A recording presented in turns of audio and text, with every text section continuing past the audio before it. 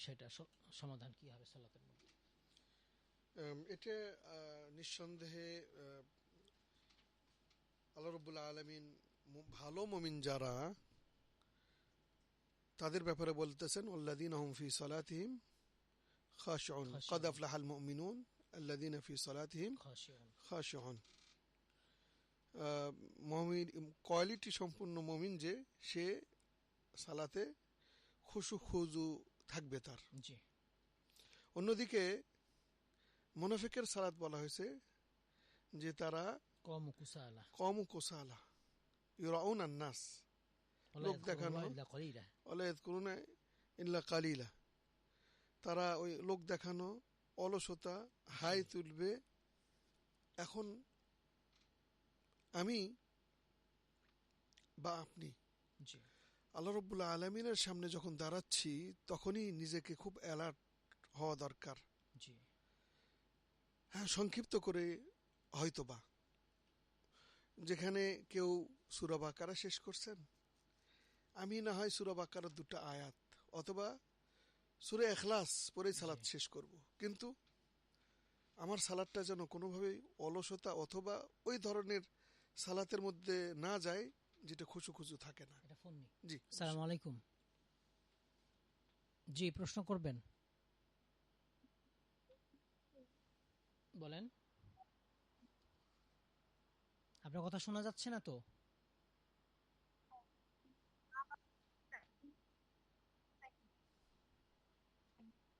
শোনা যাচ্ছে না, আরেকবার।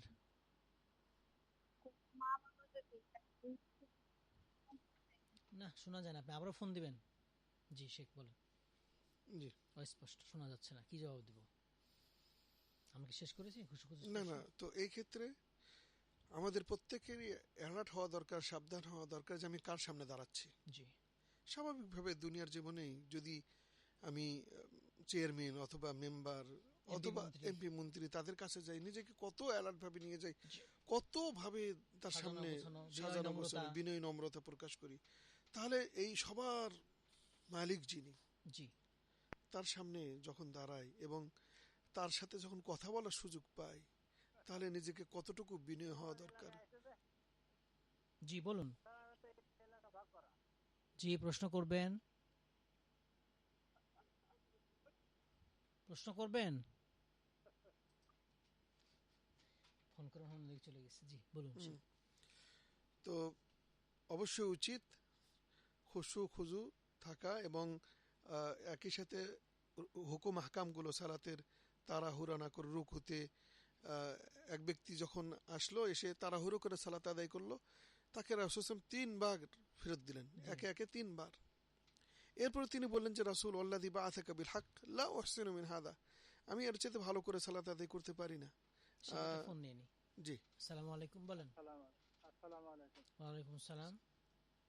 হুজুর, আমি একটা বিষয় জানতে চাইছিলাম। জি। ওই পাঞ্জেগামা ওজি ছায় একটা বই আছে, তো ওই বইয়ে আপনার দরুদ একটা আছে, দরুদে হাজারি, যেটা লেখা আছে ফজিলতে যে কবরস্থানে, পিতামাতার কবরস্থানে যে 21 বার পড়লে তার নাকি পিতামাতা। বুঝতে পেরেছি, আমাদের সাথেই থাকবেন, জবাব পেয়ে যাবেন ইনশাআল্লাহ। আসসালামু আলাইকুম, বলেন। ওয়ালাইকুম আসসালাম।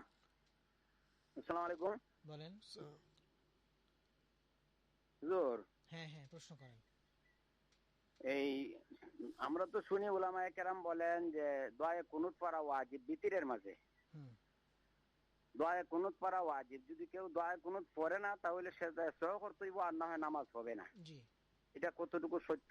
জি, আমাদের সাথেই থাকবেন শেখ, আমরা একটু সংক্ষেপে জবাব দেব, খুশুটা শেষ করি। জি, তাহলে আল্লাহ রাব্বুল আলামিনের সামনে যখন দাঁড়াচ্ছি তখন আমাদের খুব সতর্ক থাকা দরকার, সাবধান হওয়া দরকার, এবং এই সালাতই আমাদেরকে অন্যায় কাজ থেকে বিরত রাখবে। এই সালাতই আমাদেরকে ভালো কাজ করতে উৎসাহ দেবে। আমরা আজকে সালাত পড়ি, অথচ আল্লাহ রাব্বুল আলামিন বলতেছেন যে যে ব্যক্তি সালাত আদায় করে সে নিশ্চিতভাবে সৎকর্ম করবে এবং অসৎ কর্মের কাজ থেকে বিরত রাখবে। কিন্তু দেখা যাচ্ছে সালাত পরে আবার অন্যায় কাজ, মসজিদ থেকে বের হয়ে অন্যায় কাজ করতেছে। কেন? কারণ হলো তার সালাদগুলো যেভাবে পড়া দরকার সে সেইভাবে পড়েনি, খুশু ছিল না, সে আল্লাহ রাব্বুল আলামিনকে ভালো করে চেনেনি, আল্লাহ রাব্বুল আলামিনের সামনে কিভাবে দাঁড়ানো দরকার, কিভাবে নিজেকে উপস্থাপন করা দরকার, সুযোগ আল্লাহ রাব্বুল আলামিনের পক্ষ থেকে দিছে, সেটাকে কিভাবে কাজে লাগানো দরকার বোঝে নাই। এই জন্য তার সালাতও ওইভাবে হয়নি। আমাদেরকে আল্লাহ রাব্বুল আলামিন খুশু সহ সালাত আদায় করার তৌফিক দান করুন। একটা হাদিসে আসছে বান্দার কারো 1% সালাতের সওয়াব লিখিত হয়, কারো 2%, কারো 10%, কারো 5%, পূর্ণ খুব কম লোকেরই হয়। তো আমাদেরকে খেয়াল রাখতে হবে পরিপূর্ণ সালাত যেন, সালাতের সব যেন হয়, আমরা অর্জন করতে পারি। জি, শেখ সুন্দর বলেছেন। তাহলে আপনি মনে করবেন জীবনের শেষ সালাত, আল্লাহ আপনাকে দেখছেন, সালাতের শব্দ বাক্যের অর্থগুলো জানার চেষ্টা করবেন, তাহলে আপনার মনোযোগ থাকবে সালাতের মধ্যে। আর একটা প্রশ্ন যাব শেখ, দরুদে হাজারি। জি, ফজিলত দরুদে হাজারি সহ আরো বেশ কিছু দরুদ বাজারে এই দরুদের নামে বই পাওয়া যায় এবং প্রথমত হলো এই বইয়ের দামটাও খুব কম এবং কম দাম দিয়ে ইসলাম কিনে ঠিক ওই কম দামের অবস্থায় হয়। এর মধ্যে বেশ কিছু ঈমান বিধ্বংসী কথা আছে। তার মধ্যে একটা হলো ইয়া কাশিফুল কুরবাত, শিরক পর্যায়ের। রাসূলুল্লাহ সাল্লাল্লাহু আলাইহি ওয়াসাল্লামকে বলতেছে হে বিপদ থেকে উদ্ধারকারী। নাউযুবিল্লাহ, এটা আল্লাহর গুণ, এটা আল্লাহর গুণ। আচ্ছা, একই সাথে রাসূলুল্লাহ সাল্লাল্লাহু আলাইহি ওয়াসাল্লামের কাছে ইয়া রাসূলুল্লাহ আসআলুকা শাফাআহ, নাউযুবিল্লাহ, এটাও আছে এই বই, এই দরুদে হাজারি বই। এটা আল্লাহকে চাইতে হবে। তো সেখানে অনেকগুলো দরুদ আছে এবং এক একটা এক এক রকম ফজিলত বলা হয়েছে। তো এই বই বাজার থেকে আমাদের অন্তত সুযোগ আছে অনেকগুলো। আমরা ভালো কাজ আমরা আল্লাহ রাব্বুল আলামিন করাইছেন আমাদের দ্বারা, অনেক ভাইকে দিয়ে। সুতরাং আমাদের মনে হয় এই বাজার শুদ্ধি হওয়া দরকার।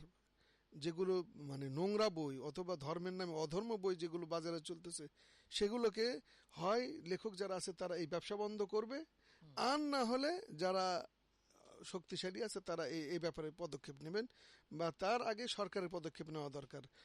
অনেক দেশ কোনোভাবে যত বড় যেই হোক না কেন লেখক, সে আগে বই লিখবে, তারপরে জমা দিবে, তারপর সেই বই সেখান থেকে অনুমোদন হলে তারপরে সেন্সর হবে।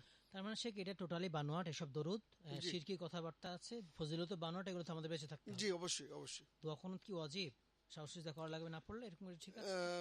কেউ কেউ বলছে, কিন্তু প্রথমত বেতেরের সালাত ওয়াজিব হওয়া না হওয়া নিয়েই কিন্তু মতভেদ আছে। সুতরাং এর মধ্যে বাকি যেগুলো থাকবে সেগুলো তো ওয়াজিব হওয়ার কথা নয়। আমি জানি না, আল্লাহু আলাম। জি, আলেমদের একটা মতে ওয়াজিব, কেউ সুন্নাহ বলছেন। যারা সুন্নাহ বলছেন তাদের জন্য সাহসিকতা লাগবে না, আর যারা বলছেন ওয়াজিব তারা সাহসিকতার পক্ষে। শেখ, আমরা অনুষ্ঠান শেষ করব, দুই একটা কথা যদি বলতেন ইয়ে নিয়ে, সালাতুল ইস্তিখারা নিয়ে, আমরা এখন শেষ করে দেব। সালাতুল ইস্তিখারা মধ্যে কথা বলে ফেলবো আমরা। মধ্যে কথা যদি বলি তাহলে এই ক্ষেত্রে সালাতুল ইস্তিখারার যদি আমরা